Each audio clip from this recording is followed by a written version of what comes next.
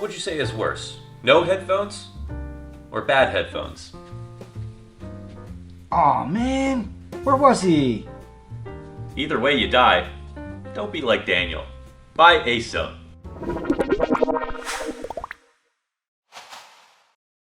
When everybody talks about the longevity GOAT, we all talk about Dupree. We all talk about Crims. There's something about the fact that they're so old that makes us want to say, okay, they're so old and they're still good. Dupree won Paris. Crims was at Paris doing heavy lifting. He was doing a lot of good work, okay? Lots of players have lived a long time and have achieved a lot in that time. And there's something special about someone like Dupree, who all 19 majors, he's been there. He's won a quarter of all the majors in CSGO. It's incredible. And he also has 7 placements in the HLTV top 20. And the reason I bring that up is because you can't really talk about longevity without some level of peak. And that's why in the GOAT debates, longevity is always tied to at least some threshold of ability, right? If you played matchmaking since 2013, you might be wondering, why is Launders not mentioning me? I've been grinding CS Office since 2013. You weren't with me shooting in the gym, and here I am in 2023, and nobody's saying my name. I hear you, man, and I'm sure you are owning at that level, but when we talk about these pro players and compare them against each other, it's not just about who shows up and ties their shoes, right? It's about who is actually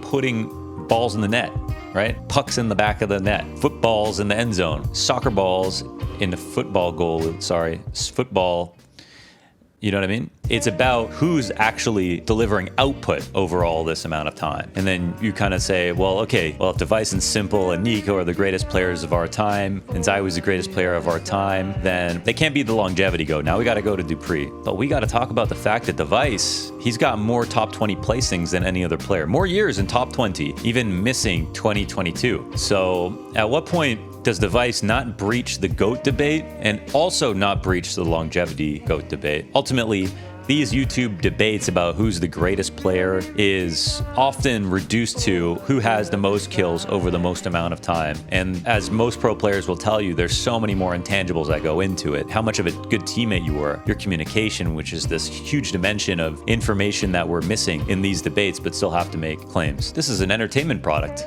right? It's just for fun, right? What I'm trying to say is if Device is your GOAT, I completely understand. You know, watching Device play in 2018 was absolutely special, and I think looking back, that had to be the most competitive year of CSGO just because the top 3. You had Simple have his best year, and the fact that he did that in Astralis' 2018 era with Device as the best player on the best team. So first of all, I'd like to say, Device was carrying the Astralis core, Denmark as a country, himself, and every one of his teammates throughout all his teams, from Copenhagen Wolves all the way into NIP at the very end, and then Astralis again. But in 2018, that was the closest he ever got to getting #1, but still couldn't do it. And Simple had a way worse team. Simple was stealing MVPs from everybody else in finals. He was carrying some real bums at the time. And the more rounds you win on a very dominant team, the less often you're going to have a lower rating. If you got a strong player like a Simple, Nico, Device, Zywoo, whatever, your stats are going to look pretty good. Your resume is going to get buffed up a little bit. Now, the sad part about Device is that Device is a huge reason why the stats were boosted, if you want to go with that train of thinking on Astralis. And again, he started out 2014, number 20 in the world. As soon as 2015 hit, all the way until 2020, he was a top 5 player. And when I say top 5, he was top 5 once. 4 out of those years, he was top 3.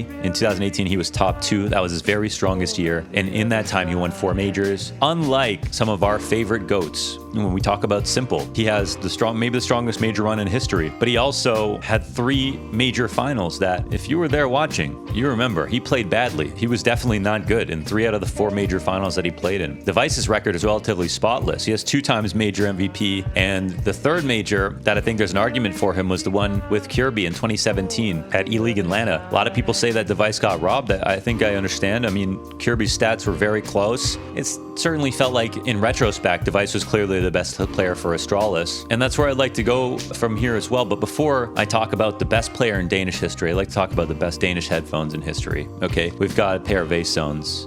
You know, for me, these are the best headphones I've used in CSGO. Yes, I'm the Azone brand ambassador for CSGO, and it's just a match made in heaven because gear is really important to me. I've given a lot of thought to the mouse that I use. I've used so many different keyboards in my life. I've upgraded my monitor a trillion times. I've used every mouse pad that you can think of. And my question is, when it comes to your gear, which one are you most likely to upgrade next? Because I think there was a point where monitors that were 144 hertz came out. They went from 60 to 144. Boom. that was like rubbing butter on your eyeballs, okay? You could just see everything. And in a game that moves fast, 144 hertz was key, all right? But there is also the fact that your mouse, if you don't have the right mouse, that's got to be the single most important upgrade, right? And if you have a different opinion, I'd like to know. But I've used so many mice, and for me, it always comes down to shape. You can just pick the shape that's best for you, and you probably can't go wrong. There's so many great mice out there. You get a mouse pad that complements it, you're in the money. But after that, do you need to go to 240 hertz? Do you need to go 360 hertz? There's a certain point where monitors are just going to be folding up the fabric of the universe so that you can teleport across the Milky Way and back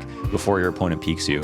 And I don't need that. It's a little jarring to go back from 240 to 144, but not quite the same as that leap from 60 to 144. With headphones, it's sort of a different story. I used to mod my headphones where when I was playing ESEA on a team, I mean, there were so many times where I'd get a call, I'm like, well, you didn't hear that? Dude, he's running. He's like rotating right now. What the hell? You didn't hear that plant? Like comms like that. And I would think, what the is going on? You know, I don't know what I don't know. And that's the thing with headphones. It's sort of hard to quantify. But when you put on a pair of good cans, you know that you're not missing out. It's so frustrating to die when you shouldn't have because of good headphones. But how good are your headphones? And how likely are you to upgrade your monitor, your mouse versus something like your headphones? Or is it even your keyboard where you want lighter clicks? Let me know in the comments below. That's the only question I have for you today. But all right, back to the video and the conversation about device. The best player in Denmark. One thing I realized, I would say the most important roster move that Astralis ever made was Glaive coming in 2017. You guys know how I feel about Glaive. And in 2017, when he joined the team, they went on to win 4 majors. Device didn't have a single major before that. Before 2017, Device was top 5 in 2016, top 3 in 2015,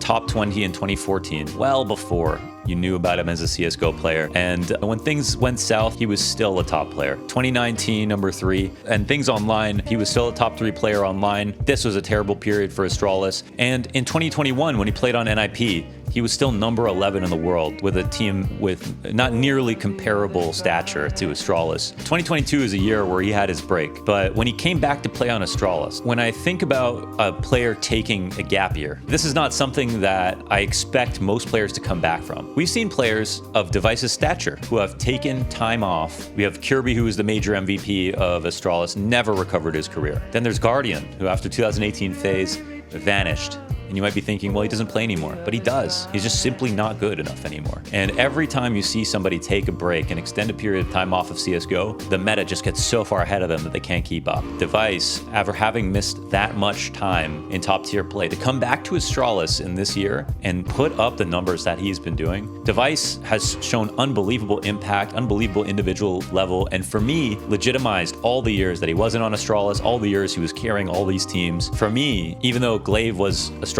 most important roster move, Device is still their most important player, and the most important player in Denmark. When we want to talk about average peak, okay, we're talking about Dupree with an average of 12.2 over 7 years in the top 20. Device over 8 years has a 6.25 in the top 20. More years in the top 20 and a way higher average placing. Even though Device never got that top 1, the fact that he's stayed top 5 for so long, and this is even with a top 20 placing to really mess with that average. If you take that out, he's at a 4.2 across 7 years. And that lines up better with some of the other players. You have Nico with an average of 5.5 over 7 years in the top 20. Also amazing, and he could always say I didn't have to use the op. The only thing about that is that he can't use the op. Not very good with it. Simple with 2.7 over 7 years, which gives him the best argument overall. It's unbelievable, the fact that Simple's the only one with 3 top 1s. If Saiwu didn't exist, he'd have 5 number 1s in a row. And all those years for Device, Simple consistently beat him out during his prime. And then there's Saiwu with the highest average of 1.5 over 4 years in the top 20. Also remarkable and a relatively spotless career. But when you average out everything, Device is sort of this guy who's just so unbelievably well-rounded. You know, everyone talks about you can't remember a Device flick. And he just slotted so well into the system of Astralis. But he was quietly carrying that entire time, putting up unbelievable numbers. It's hard to rein him in as the GOAT of CSGO because if he never beat Simple, even in one of his years, never outprimed him, then how can you say that he can be the GOAT if he doesn't have the peak? And I get that, but that's why I say if Device is your GOAT, I completely understand. It's hard to win an argument on his behalf, but with the amount of hardware he's got, the amount of trophies on top of majors, one short of the most amount of trophies in CSGO at 26. 27 is Dupree, shout out to the 5 majors. But to have 2 major MVPs, 4 majors in total, 8 years in top 20, and that high of an average as an individual, you got to give it up to him. An insane trophy cabinet, individual accolades, so many years with such a high average in the top 20. And at 27 years old, You might even have many more years left.